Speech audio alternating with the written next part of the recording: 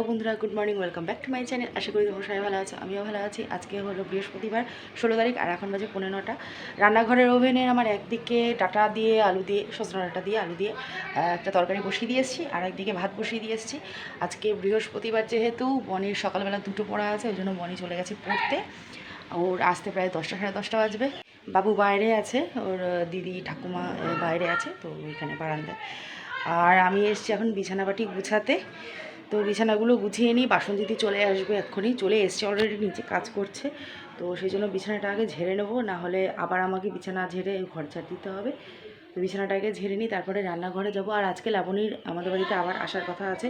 লাবণীর গত বারে যে এসেছিলো, মানে ওই যে আমরা ঘুরতে গেছিলাম দিদির বাড়িতে, ওখান থেকে আমাদের সাথে এসেছিলো। আসার পরে আমার দিদির আর কি খুব শরীর খারাপ করেছিল, তখন ও আবার চলে গেছিলো।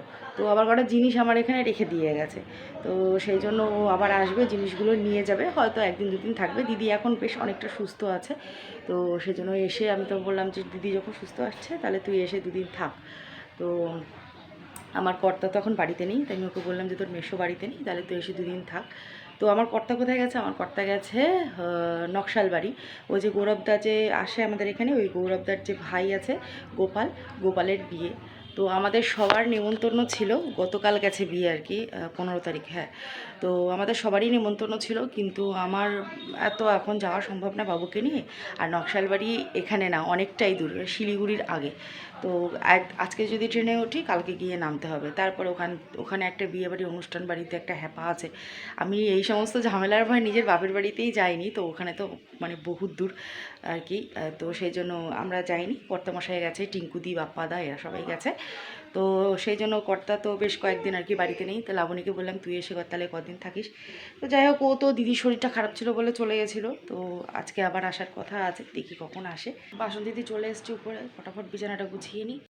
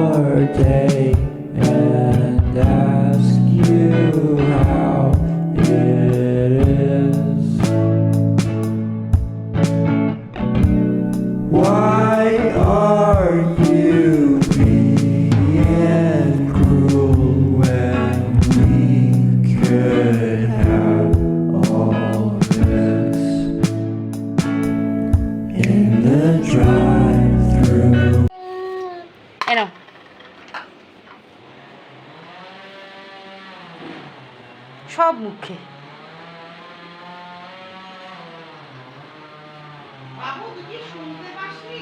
আমার এদিকে ডাঁটা চচ্চড়ির আলু সিদ্ধ হয়ে গেছে। তো দেখো আমি দেখে নিচ্ছি খুন্তি দিয়ে, তো বেশ অনেকটাই সিদ্ধ হয়ে গেছে। এবার জল টানিয়ে নিলেই হয়ে যাবে। এই তরকারিটা হবে একদমই শুকনো শুকনো, তাই জলটা একেবারেই টানিয়ে নেবো। আর আলুগুলো একটু ভেঙে ভেঙে দেবো, এতে ঘন হবে।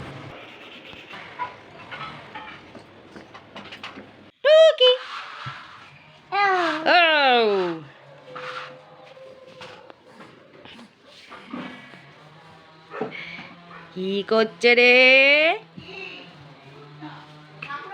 তাই তাই তাই তাই বাসন দিদি এখন ঘর ঝাড় দেবে, মুছবে, তাই জন্য খাটে উঠে বসলাম। পাড়াপাড়ি বললে কাদা কাদা হয়ে যায়। বাবুকে নিয়ে খাটে বসেছি, মুছে শুকিয়ে গেলে তারপরে একেবারে ওকে খেলনা টেলনা দিয়ে নিচে বসিয়ে রাখবো সারাদিনের জন্য, না হলে না অসুবিধা হয়ে যায়। আবার খেলনা তোলো, আবার এই করো। ওই জন্য বললাম যে আমাদেরটা আগে মুছে দিয়ে যাও। এখনও চা বসাইনি, জল টল খেয়ে এসে বসলাম। বাসন দিদি সব পড়ে গেলে একটু শুকালে পরে তারপরে রান্নাঘরে যাবো। আজকে আমার চায়ের পার্টনার বাসন দিদি চা খায় না খুব একটা বেশি, মানে আমার ঘরে আর কি। আজকে বললো যে চা করো, যেখানে গিয়ে চা খাই সেখানে খাওয়া হয়নি,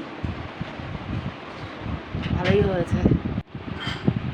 সাইকেল নিয়ে এবার টানাটানি।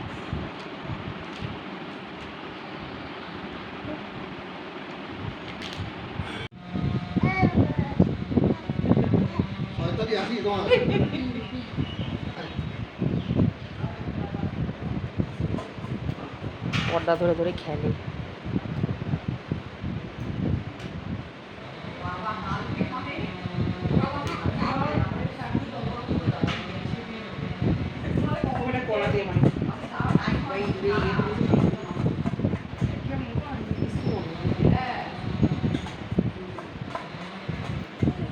আজকে হবে মুগ ডাল। তো মুগ ডালের জন্য আমি মাছের মাথা ফ্রিজের থেকে বের করে রেখে দিয়েছি, আর বের করে রেখেছি মাছ ভাজা করব, কারণ ঝাল বনি খেতে চাইছে না একদমই, ঝাল বা ঝোল।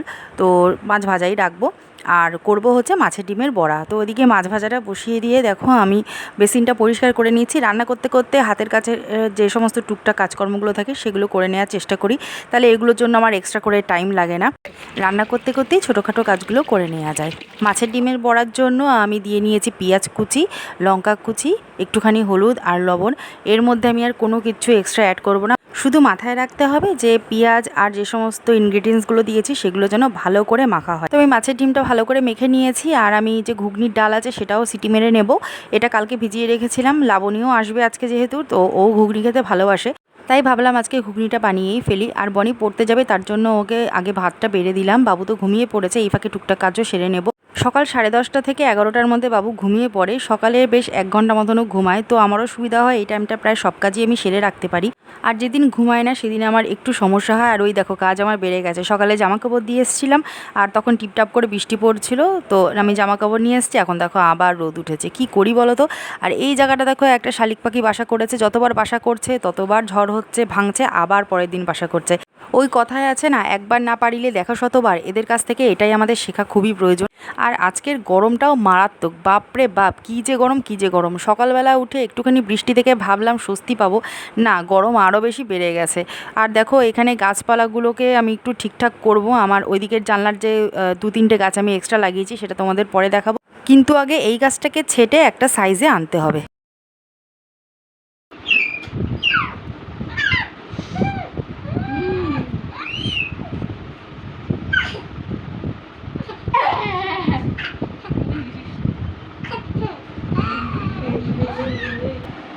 দুই বোনের এখন মান অভিমানের পালা চলছে। দিদি কেন চলে গেছিল, ও বলছে কেন চলে গেছিলিস। যাই হোক, লাবণী গেছিলো, দিদির শরীর খারাপ ছিল, মানে লাবণীর মার। আজকে কি এইমাত্রই ঢুকলো। আর এই দেখ, হেডফোনটা এবার দেবে।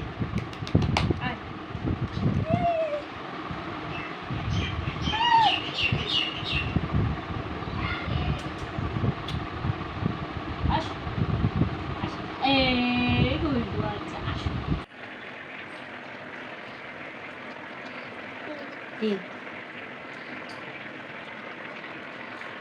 রান্নাঘরের কাজ কমপ্লিট, আর সব কিছু মোছামুছিও হয়ে গেছে। এখন এই ডাস্টবিনের ব্যাগটা ফেলতে যাবো নিচে।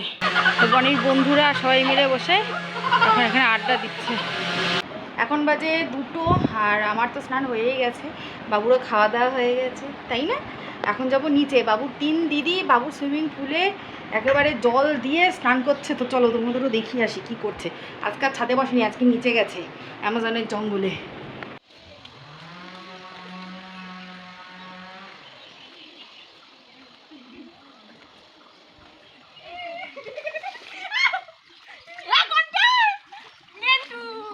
কি করছে?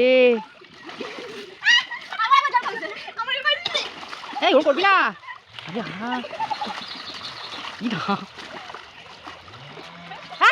লাগবে। এই এখান থেকে কিন্তু তারা সব ঘুরে বেড়ায়, অনেকগুলো তারা সব আছে আমাদের এখানে। এ বাবু দেখেছিস কি করছে? দেখ করে দেখ, কেমন করে দেখছে। কি করছে বাবা ওরা? হ্যাঁ, ওরা হাপুস হুপুস করছে। আরে ইভিনিং বন্ধুরা, এখন বাজে 5টা 28, আর আমি ছাদে চলে এসেছি। আমাকে দেখে ভয় পেও না কেউ, কারণ আমি এসেছি একটা ভিডিও করতে লাবণীর সাথে।